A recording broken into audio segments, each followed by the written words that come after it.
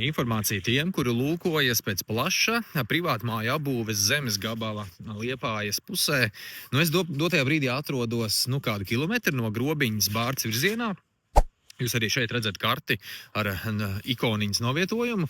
Un manā īpašumu portfelī būs diezgan plašs, vairāk kā 5000 kvadrātmetru zemes gabals. Un redzam, ka šeit jau ir ieklāt pamati, diezgan apjomīgi ir izstrādāts būvprojekts, un tur tālāk ir jau uzceltas jaunceltnes, ir ļoti skaistas privātmājas, arī šeit pat blakus aiz šī vagoniņa, arī pretējā pusē. Tur ir ved nosveltēts ceļš.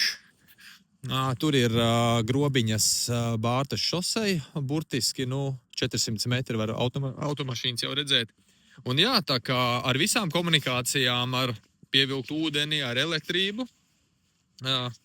Tepat 15 minūšu auto braucienā līdz Liepājas centram un tepat minūtes attālumā līdz Grobiņas ceļzīmei. Ja? Tā kā šādā privātmāju rajonā vairāk kā 5000 kvadrātmetru plašs apbūves zemes gabals ar jau sāktu fundamentu, ar ievilktām komunikācijām. Sekojiet jaunumiem! Redz, nepaiet ne 10 minūtes un esam jau Liepājā no zemes gabala. Un aizmirst piebilst, ka zemes gabalam ir arī veikts oficiāls novērtējums.